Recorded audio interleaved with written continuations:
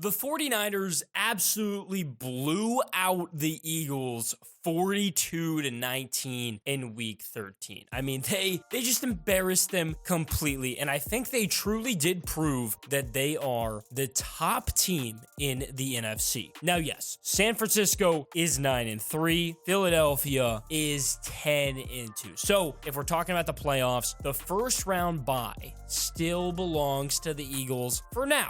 And there is time for that to change, obviously. The Eagles have been a very good team this year, for what it's worth. I mean, they literally had only lost one game coming in to the San Francisco game. It was a 20-14 loss to the Jets in mid-October, and that is just a defense that is dominant. It just ended up stifling them. Huge win for the Jets there. That was only a 6-point loss, though. Even if it wasn't to a great Jets team, it was by 6. This was a blowout. The 49ers looked absolutely dominant. It felt like the Eagles couldn't do anything. I, like a lot of people, was definitely waiting all week to watch this game. It was supposed to be the game of the week. I was in DC out for the Commanders game, able to get back home, watch most of this Eagles-Niners game, and it did live up to the hype. It was supposed to be this crazy game with the Niners and the Eagles, and exactly what I hoped happened is what happened. The 49ers absolutely killed them. I enjoyed every single second of it, and I think it tells us a lot for the rest of this season. The Eagles led 6-0 after the first quarter. They hit 2 field goals. They were playing good on defense. It looked like we were actually going to have a really close game. Obviously, that's not what happened, and it went downhill fast from there. The 49ers ended up scoring a touchdown on 6 straight drives. That is completely embarrassing for this Eagles defense. The Niners just did whatever they wanted. I think one of the biggest issues was very clearly just the middle of the field. When you looked at the Eagles this year, they've had a lot of issues over the middle of the field. They've had a lot of issues in the secondary, and a lot of the time, that's just where the 49ers are the best. They are yak kings in San Francisco. Brock Purdy gets that ball out fast. He gets it to the right receiver, and they have playmakers that can make plays. They are that good, and in the middle of the field, it was a huge mismatch, and I think that was the biggest thing in this game. Brock Purdy ended up throwing for 4 touchdowns, and Christian McCaffrey and Deebo Samuel both rushed for a touchdown. Now, Deebo played great. He's really a guy that's been kind of relegated to the wide receiver too. Brandon Ayuk's been better this year, has more yardage, just been a little more used in the offense, but he had a great day. Deebo Samuel, 2 receiving touchdowns and 116 yards on top of that rushing touchdown. In this one, it was really apparent just how much star power there is in San Francisco. We've known that for a long time, and we got it on full display against a really good team. McCaffrey rushed for 93 yards. Purdy threw for 314. And oh yeah, we haven't even brought up George Kittle, who had 68 yards. Brandon Ayuk had 46. Neither one of them with a truly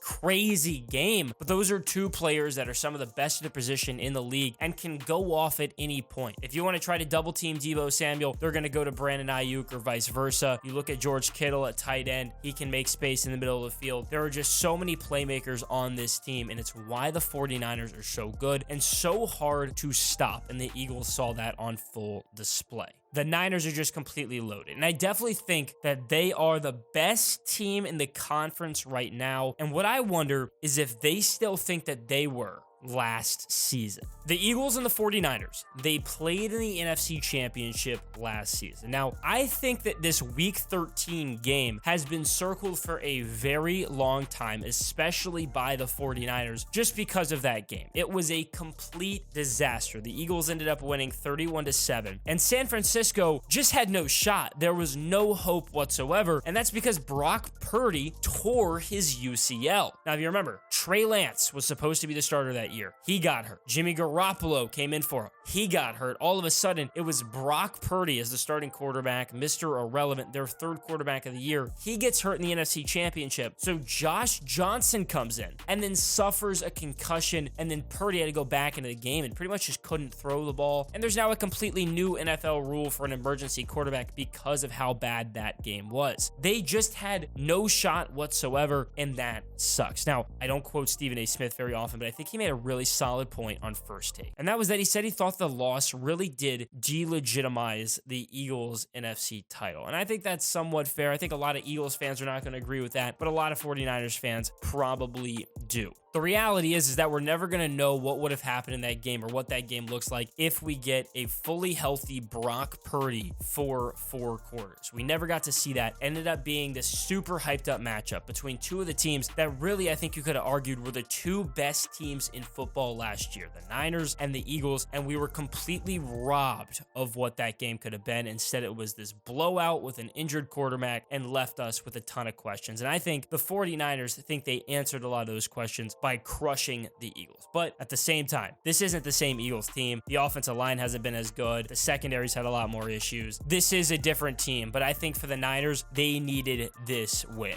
Looking back at that NFC Championship, obviously Brock Purdy getting hurt completely changed the dynamic of the game, completely took away any chance the 49ers were going to have. Personally, I still think the Eagles win that game. I think they were probably the better team at that point in the season, and I think overall that game was already trending towards them winning it. Obviously, there was a ton of time left. What do I know? It could have gone either way. I just think it's not really fair to say, oh, the Niners would have won. But at the same time, it is kind of fair to discredit the Eagles win because they didn't get a true win against a healthy Brock Purdy. But to say the 49ers would have just won is also completely unfair. The Eagles are still a great team, and honestly, they're not that same team anyway. Now, for a Week 13 game, it was a lot more than just a race for the NFC, but it was also for the MVP race. Now, let me start with this. This is an insanely weak MVP season. I don't think there's a single person that really, truly does deserve it. But look, somebody has to win it. I mean, I wouldn't even mind if it went to a position player this year, like a Tyreek Hill if he hits that 2,000-yard mark, Christian McCaffrey. But, it's probably going to go to a quarterback. It's the most valuable position on the field. It makes sense. And suddenly, Brock Purdy is the MVP favorite out of nowhere. For as much as people moan and complain about how weak the NFC quarterbacks are compared to the AFC, the current MVP odds, top 3, are Brock Purdy, Dak Prescott, and Jalen Hurts. I mean, the reality is they've outperformed the AFC top guys like Patrick Mahomes and Lamar Jackson, and Joe Burrow was not playing at an MVP level before he got hurt. And when you look at the numbers, I am very surprised that Jalen Hurts is as close to Brock Purdy and Dak Prescott in the odds. I think it's been really clear, at least through 13 weeks, that the top 2 quarterbacks in football have been Brock Purdy and Dak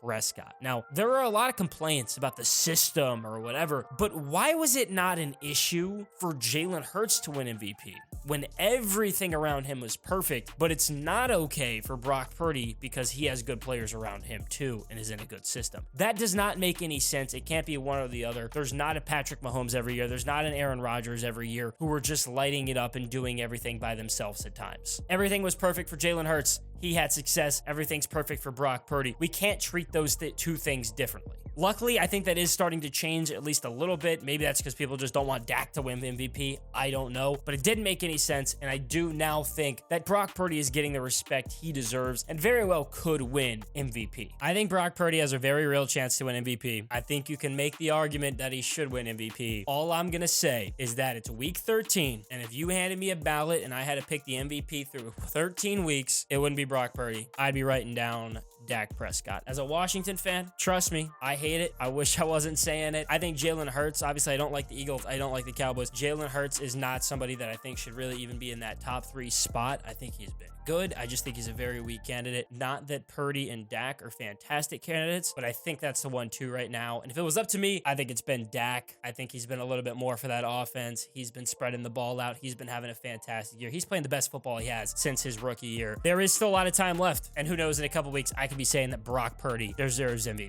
So we'll have to just wait and see. Now, at this point, there are only 4 teams in the NFC with a winning record, which really just shows how bad the conference has been this season. You have the Eagles, the Cowboys, the 49ers, and the Lions. The Niners beat the Eagles by 23, and they beat the Cowboys by 32. So it seems pretty clear that they're the best of the best. Then you do have Detroit, who just is barely beating bad teams for whatever reason or losing to the Packers. That's really all they've done for the last month or so. So I really just don't even know how to feel about them for now. They're winning games, but they're barely winning games. They haven't looked that impressive, I think. They're giving a little bit of vibes of the Minnesota Vikings last year, and all the wheels just fell apart once they got to the postseason. I could kind of see that happening. Obviously, the Niners had that very weird 3-game losing streak in the middle of the season, but everything's worked out really well since. And I think a lot of that losing streak was due to injuries. When you look at the injury to Deebo Samuel, you look at Trent Williams getting hurt, he might be legitimately the most important player on this team because the offensive line in San Francisco really isn't that good, and Trent Williams is able to make up for a lot of that. Plus, those losses, you have the Browns, who have a great defense. Joe Burrow's still Joe Burrow,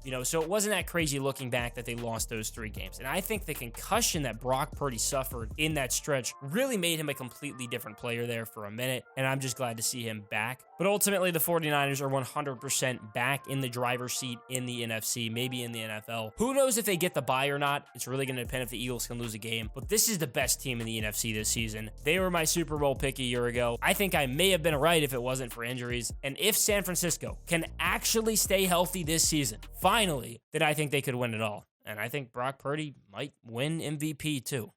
Thank you guys for watching the video. Make sure you comment down below what you think about the 49ers. Is this the best team in the NFC? I definitely think so. I think they've made that very clear, even if they're not the 1 seed. This is the best team in the NFC. Do you think this Niners team can win the Super Bowl? And more importantly, I'm very interested to see, because I think a lot of people think the Niners are the best team. Do you think Brock Purdy deserves MVP? If he keeps playing the way he has and Dak slows down at all, I think it's incredibly fair. And I say, sure. Why not? Saying he's a system quarterback is just stupid. Most quarterbacks out there are either system quarterbacks or they are a system when you look at Patrick Mahomes and Josh Allen. You're not going to find a lot of guys that aren't like that. If you don't already, make sure you subscribe to the channel. Follow us on social media at JDProdNFL. Follow me on Instagram, Twitter at DIIDLAKE for even a ton more just random football content. And we'll see you guys in the next one.